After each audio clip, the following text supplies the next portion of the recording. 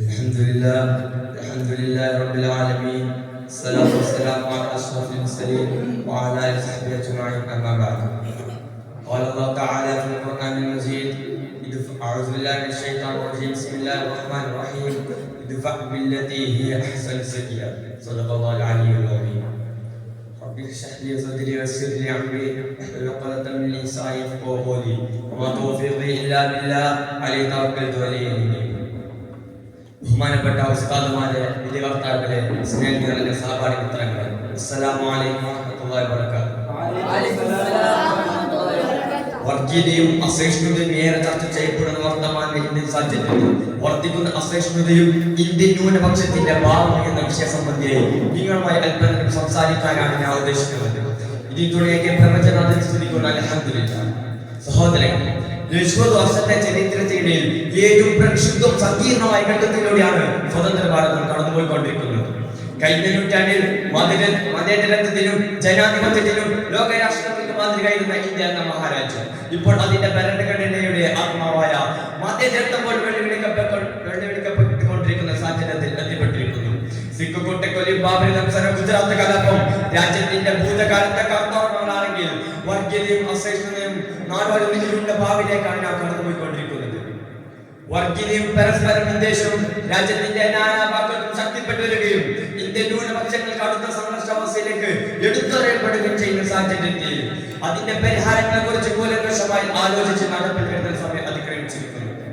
പ്രിയ സഹോദരങ്ങളെ, പിടിച്ചു നിർത്തുന്ന വാർത്തയുമായിട്ടാണ് ദിവസം കഴിഞ്ഞുപോയിക്കൊണ്ടിരിക്കുന്നത്. അപകടകരമായ സ്ഥിതിവിശേഷത്തിലൂടെയാണ് സ്വതന്ത്ര ഭാരതം നീങ്ങുന്നത്. വർഷങ്ങൾക്ക് മുമ്പ് ഗുജറാത്തിലെ ആയിരക്കണക്കിന് മുസ്ലിങ്ങളെ വർഗീയ കോമരങ്ങൾക്ക് മുന്നിലിട്ട് കൊടുത്ത് കൈകെട്ടി നോക്കിയിരുന്ന വ്യക്തി രാജ്യത്തിന്റെ സുപ്രധാന പദവിയിലെത്തുമ്പോൾ വരുന്ന ആളുകൾ ഭീകരമായ വാർത്തകൾ കേൾക്കുമെന്ന് ആശങ്കപ്പെടുകയാണ്. സാരെ ജഹാൻ പോലെ കശ്മീർ മുതൽ കന്യാകുമാരി വരെ, ഗുജറാത്ത് മുതൽ അസം വരെ വൈവിധ്യ സമ്പൂർണമായ രാജ്യമാണ് നമ്മുടെ ഇന്ത്യ. നിസ്കാരമുള്ള മുസ്ലിമും പൊട്ടുതൊടുന്ന ഹിന്ദുവും കുറിച്ചുവരക്കുന്ന ക്രിസ്ത്യാനിയും തോളോട് തോൾ ചേർന്ന് ജീവിക്കുന്ന ഈ രാജ്യത്തിന്റെ വിനോദം നടത്തുന്നതിന് നാം തിരിച്ചറിയാൻ മതിയാവും.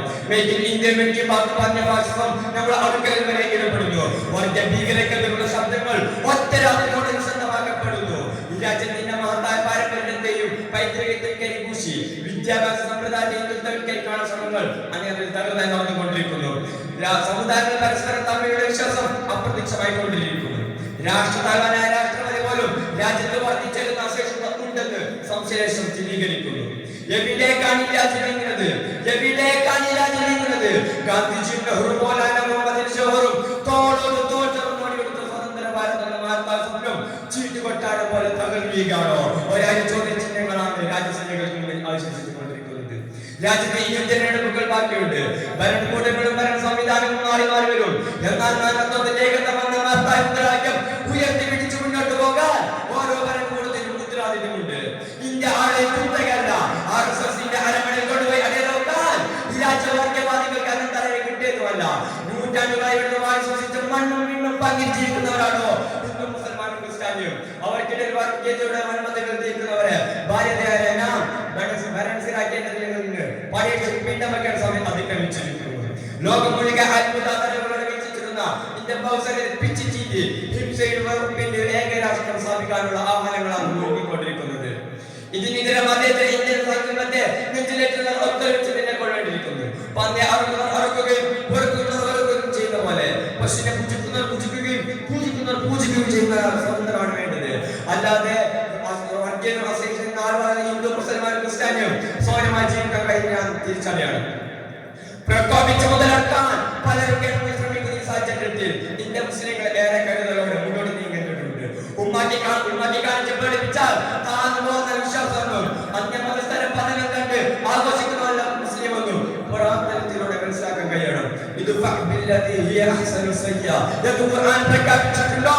ആ പ്രഖ്യാപനത്തെ നിലകൊണ്ട് സൗഹാർദ്ദത്തോടും അസഹിഷ്ണുതയും രാജ്യത്തിന്റെ കെട്ടുറപ്പിന് വേണ്ടി ജീവിക്കാൻ അത് തുറക്കട്ടെ.